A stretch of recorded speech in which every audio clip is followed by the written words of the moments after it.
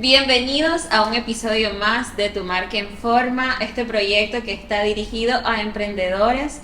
Me complace saludarles, yo soy Azalia Murillo y hoy les vengo a hablar de un tema súper importante, y es que vamos a hablar no solo de normas, no solo de leyes o de reglamentos, sino de cómo la seguridad laboral pueda transformar vidas y negocios. Y qué mejor que hablar de temas como este con gente especialista en esto.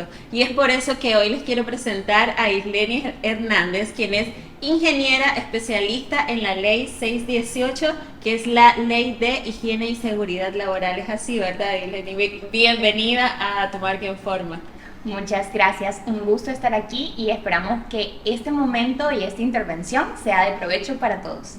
Mira, Jenny, cuando yo conocí tu historia, creo que una de las palabras que resalta un poquito es la palabra miedo. Y me gustaría que de tu experiencia y de cómo es Lisleni hoy, me contés o me digas cómo se puede transformar el miedo en tu motor para seguir día a día. Mira, yo pienso de que el miedo siempre lo vas a tener, independientemente de la edad o del conocimiento que llegues a adquirir, porque siempre está como aquella fase de dudar o de tener ese desconocimiento sobre qué es lo que va a pasar, qué es lo correcto, y obviamente se genera ese sentimiento de miedo. Sin embargo, hay dos opciones y a mí me gusta resaltarlo. Puedes quedarte con el miedo, estancarte, no avanzar y siempre tener en tu cabeza qué hubiera pasado, o utilizar ese miedo y aún dudando poder hacer las cosas. Entonces yo creo de que no es transformar el miedo en un motor, sino tener claro de que aunque esté, no te tiene que limitar. Okay. Y hablando del miedo y de eso de tomar la decisión de salir, de seguir adelante, uno de los mensajes que nos gusta transmitirle a nuestra audiencia desde Tu Marca en Forma. Y quiero contarles que en la historia de Isleni, ella nos hizo saber que sus primeros años laborales fueron en la minería. ¿Cómo fue esa experiencia para vos? ¿Qué aprendizajes tuviste de toda esa etapa, Isleni? Bueno, de hecho, cuando ingresé a la minería, era como, Señor Jesucristo, ¿qué estoy haciendo aquí? ¿En qué momento me metí a esto? Y justamente los primeros meses tomé una decisión equivocada, no pertenezco acá, porque es un sector bastante demandante a nivel físico, en especial para las mujeres, y también a nivel emocional, porque se quiera o no, estás rodeada de hombres que tienen una trayectoria más larga, y en mi caso personal yo no solamente era mujer, sino que también era una mujer joven y mi físico se miraba como alguien delicado, por así decirlo. Entonces había bastante duda de que por qué me habían contratado si me tocaba en ese momento lidiar con personas que tenían 50, 52 años y yo en ese momento tenía 22. Entonces en esos primeros años fue un tema de retarse todos los días, de levantarse más temprano para poder dar no la mía extra, sino para poder dar ese compromiso que yo sentía que necesitaba. Fueron años muy retadores, pero también de mucho crecimiento, porque me tocó conocer a personas que tenían una trayectoria laboral amplia, personas que me enseñaron, personas que me formaron, personas que me llevaron de la mano, y que uno de los mensajes que me ha servido para la vida en general, que yo se los digo, es que un camino de 1000 pasos comienza con el primero. Y eso es algo que me traje de la mina y que sigo tratando de experimentar. Y siendo una mujer joven, y aparte que creo que te caracterizas por ser risueña y alegre, ¿cómo hiciste vos? ¿Qué fueron esos pasos como específicos o claves que diste vos para abrirte paso en este mundo que, como mencionaba, está lleno de hombres en realidad, porque es un mundo que se caracteriza por eso, ¿no? Por ser un mundo de masculinos. Entonces, ¿cómo hiciste vos para abrirte camino en ese mundo tan complicado? Porque en realidad me imagino que fue súper complicado. Sí, ya en este punto de la vida la mayoría de las personas lo que ven es la trayectoria, los logros. Muchas veces cuando dicen, ah, Isleni, las personas piensan en ganar tal premio, hizo tal cosa y tal, pero no ven todas las horas que llevaron, no ven, por ejemplo, las madrugadas, los desvelos, los llantos, porque fueron llantos, tal vez no en público, pero sí en privado, por sentirte no suficiente. Entonces, a mí me pasaba eso. Yo sí soy una persona risueña por naturaleza y también me caracterizo por ser amable. Y muchas veces esa amabilidad se tiende a confundir con debilidad. Sí. Entonces, yo recuerdo que en algún momento a mí me juzgaron primero por ser mujer, por ser joven, pero también por ser muy risueña, porque decían de que las personas que eran risueñas no eran buenas. Y lo único que hice fue no escuchar eso y conectar desde la empatía. Comencé a conectar con los ayudantes, con los operadores, y ellos me comenzaron a enseñar lo que hacían, cómo marcaban un patio, cómo realizaban las perforaciones, cómo se manipulaba el explosivo en ese momento, porque eran voladuras controladas. Y el conectar directamente, sin tratar de ser alguien diferente, fue lo que me hizo avanzar. Posteriormente, con mis homólogos y mis superiores, ellos miraron que las personas me seguían, no porque gritaba, no porque exigía, sino porque las personas conectaban y querían llegar a una meta. Entonces, lo que me valió o lo que hice diferente fue mantenerme fiel a lo que soy, a mi esencia. Aquí quiero ya entrar un poquito como en lo que les mencionaba al inicio, que es lo de la ley, y me gustaría que me comentes cómo empezaste a hacerte experta en esta ley. Bueno, pues de hecho no soy experta, todavía estoy aprendiendo, y yo creo que nunca se es 100% experto en un tema, sino de que con el tiempo vas adquiriendo más conocimiento que después puedes expresar con más facilidad. En mi caso personal, yo creo que lo que a mí me ayudó fue, además de tener la parte teórica, tener mentores. Y hay dos mentores a los que yo siempre recuerdo, que de hecho todavía son mis mentores de vida. Uno se llama Marcos Arevalo, que él es uno de los higienistas más fuertes que yo conozco en Nicaragua. Y el otro es Freddy Cárdenas, que él no se dedica de lleno a la higiene y seguridad, sino que es multifacético, pero maneja un sinnúmero de términos y un sinnúmero de normas, en especial en higiene y seguridad, que son... Yo, de hecho, recuerdo una anécdota que la voy a contar porque sé que muchas personas están iniciando tal vez con higiene y seguridad, pero la primera vez que yo aperturé una comisión mixta, llevé los formatos malos 2 veces al ministerio porque se me olvidaban las copias, porque literal en la ley no te dice, ah, son 3 copias, 2 quedan, una te la llevas y tal, sino que yo solamente llevaba 2. Y después llego y me dicen, no, pero es que por el número de empleados también tenés que considerar los suplentes. Y era algo que yo textualmente, como la norma te decía, por tantos trabajadores vas a tener 2 con su respectivo suplente. Yo decía, ah, 4, pero después decía, empleador y trabajador, en realidad eran 8 y no lo consideraba, entonces me equivoqué. Y ese tema de equivocarse son cosas de que uno no las quiere pasar, pero hoy digo gracias, y gracias Lenny por haberte equivocado tanto, porque eso te hizo aprender. Y después con los años, por ejemplo cuando doy clase, trato de enseñarles la práctica a mis estudiantes, porque no quiero que les pase lo que a mí me pasó. Si ya me pasó a mí, que no les pase a alguien más. Y como les mencionaba y como te mencionaba, Lenny, como nosotros estamos dirigidos bastante a los emprendedores, y creo que muchas veces nos equivocamos desde la ignorancia o desde el no saber en realidad, o no querer darnos el tiempo de aprender. Y muchos de los emprendedores creen que lo de la ley de higiene y seguridad se debe cumplir solo en empresas grandes, pero no es así, ¿verdad? ¿Será que con palabras un poco sencillas para que a la gente no le cueste entenderlo, nos puedes hablar de qué implica la ley, y qué beneficios puede tener para tu negocio aplicarla?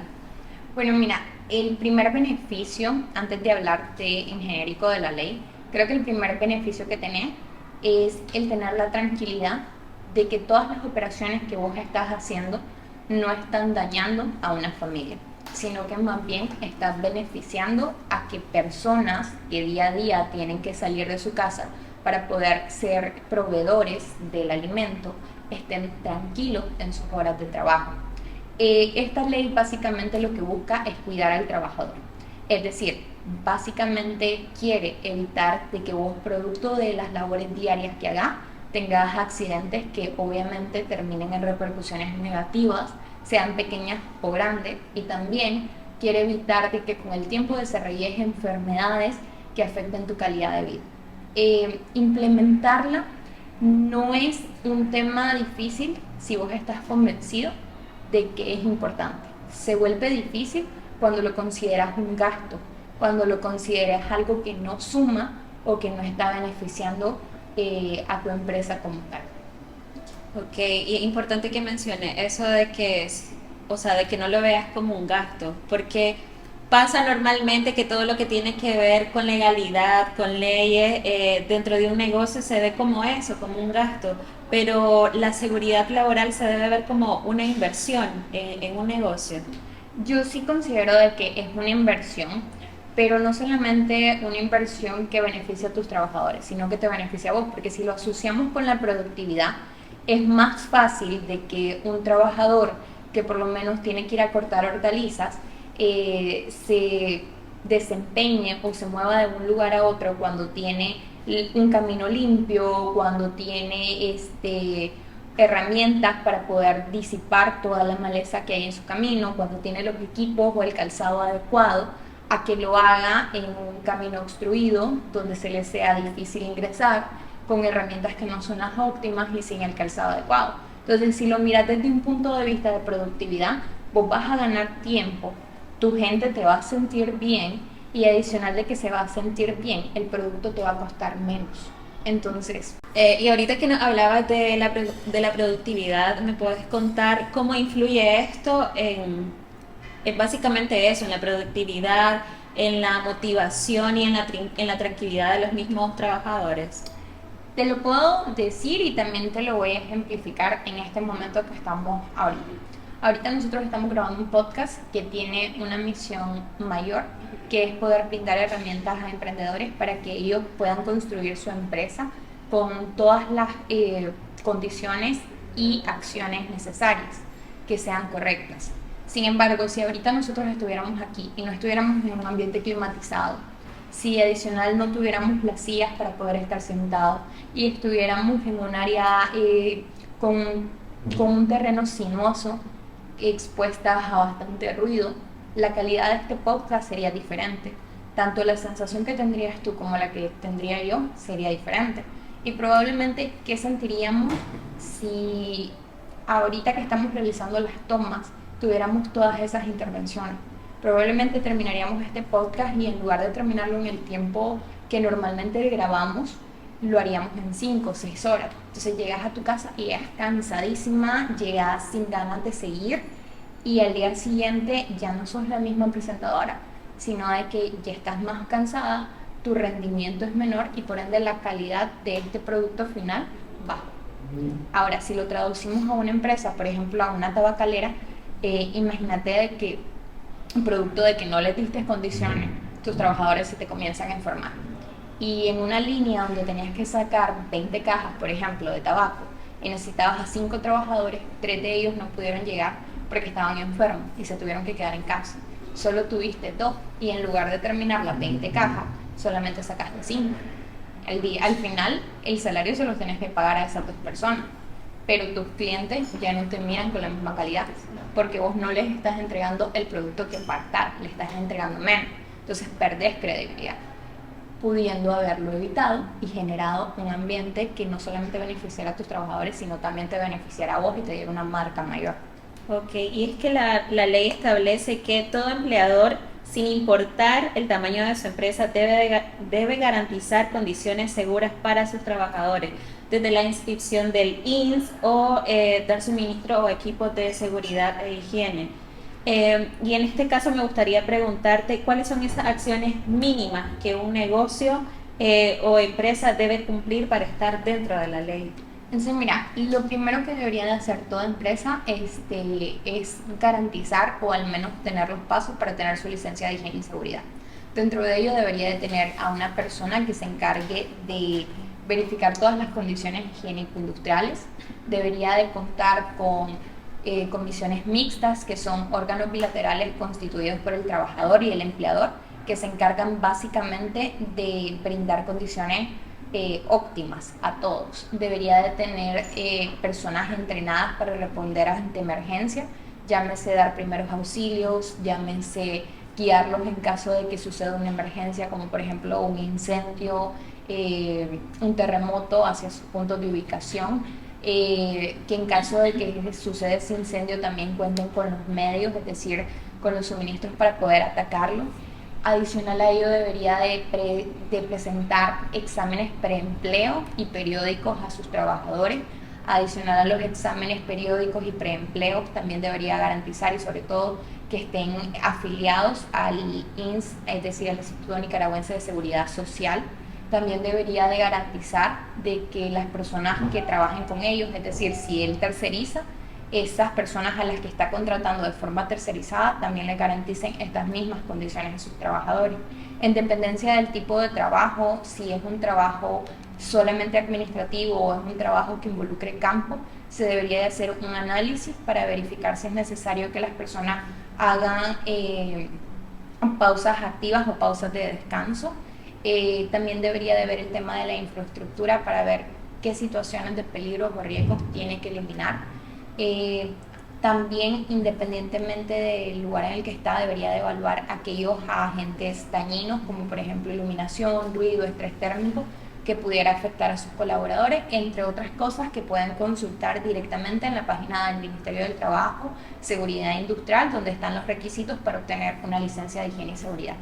Ok, y yéndonos un poquito con los emprendedores, por ejemplo, un emprendedor con recursos limitados, ¿cómo puede asegurarse de cumplir con todas las condiciones que se requiere para la ley de higiene y seguridad? Bueno, primero tendría que ver la cantidad de trabajadores que tiene. Porque, por ejemplo, si él tiene menos de 20 trabajadores, tal vez no se le pida que tenga una comisión mixta.